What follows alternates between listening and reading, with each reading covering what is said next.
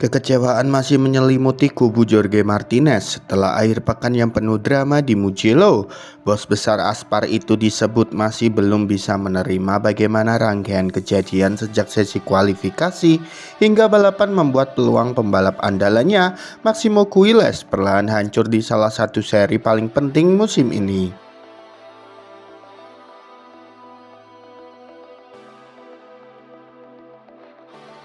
Mugello yang seharusnya menjadi panggung dominasi Quiles justru berubah menjadi akhir pekan penuh frustasi bagi tim Aspar.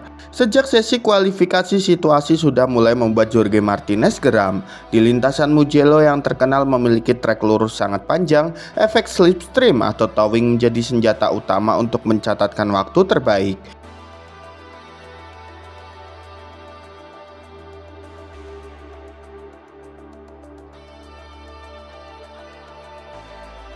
Akibatnya hampir seluruh pembalap terlihat lebih fokus mencari posisi di belakang Quiles dibandingkan membangun ritme sendiri. Nama Quiles yang sedang menjadi pembalap paling dominan musim ini membuat banyak riders yakin bahwa mengikuti motornya adalah cara tercepat mendapatkan lap time terbaik. Situasi tersebut membuat sesi kualifikasi berlangsung tidak normal dengan banyak pembalap saling menunggu dan mencoba mencari momen tepat berada di belakang motor Aspar. Bagi Jorge Martinez, kondisi seperti ini bukan hal yang sehat untuk perkembangan balap Moto3.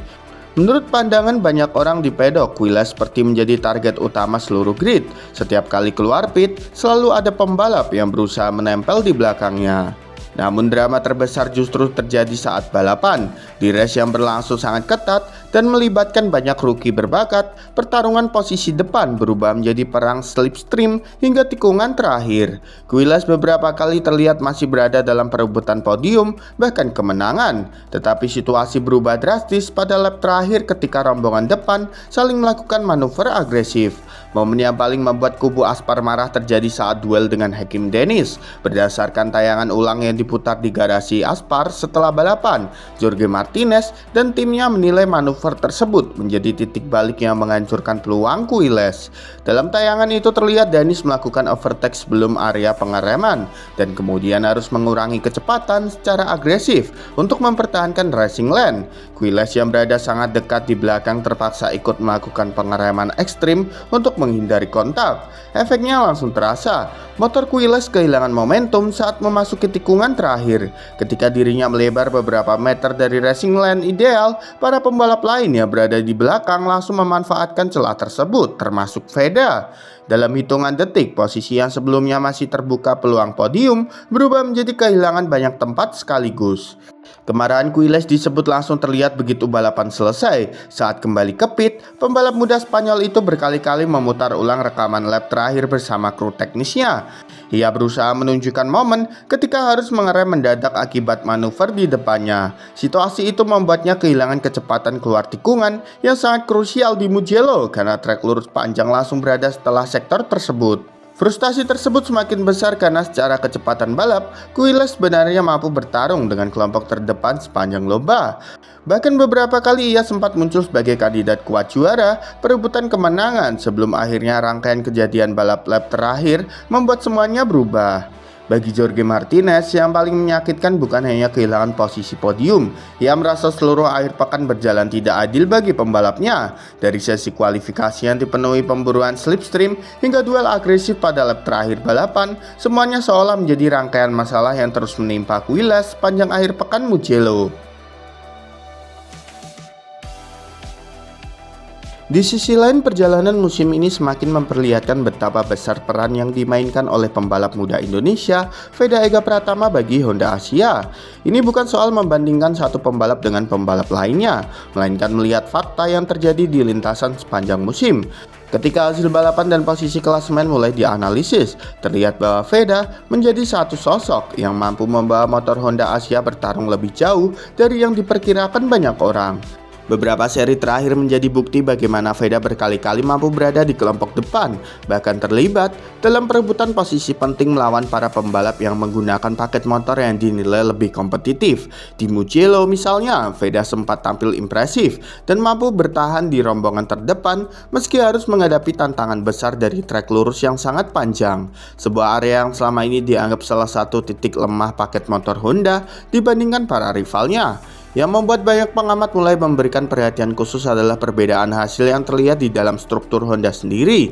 Rekan setim Veda, Zen Mitani, masih berjuang untuk konsisten menembus kelompok depan dan lebih sering berkutat di posisi belakang. Bahkan Zen Mitani di sesi kualifikasi pun jarang masuk ke Q2. Kondisi tersebut tentu tidak bisa langsung dijadikan ukuran mutlak karena setiap pembalap memiliki proses adaptasi, pengalaman, dan situasi yang berbeda. Namun fakta di lintasan menunjukkan bahwa Veda sejauh ini mampu mengeluarkan performa yang lebih kompetitif dari paket yang sama. Fenomena serupa juga kerap menjadi bahan diskusi ketika melihat performa pembalap Honda di kelas yang lebih tinggi.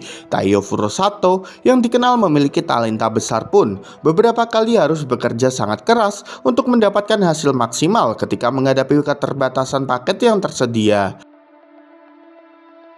Hal ini menunjukkan bahwa tantangan yang dihadapi para pembalap Honda bukan hanya terjadi di satu kategori saja.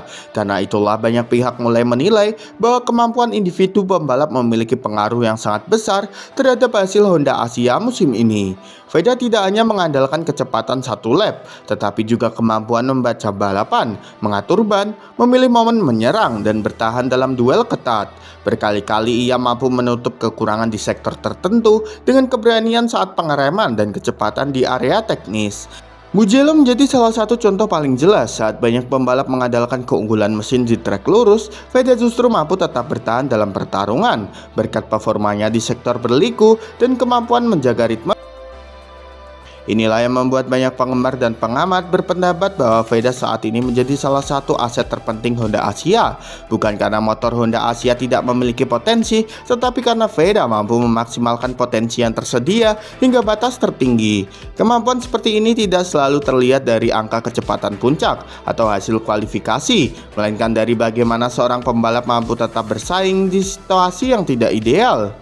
Tentu balap motor selalu merupakan kombinasi antara kemampuan pembalap, performa motor, kerja tim, strategi, dan pengembangan teknis. Namun jika melihat apa yang terjadi sepanjang musim ini, sulit untuk mengabaikan fakta bahwa Veda berkali-kali menjadi pembeda bagi Honda Asia. Ia berhasil membawa motor tersebut bertarung di posisi yang mungkin tidak banyak diprediksi pada awal musim.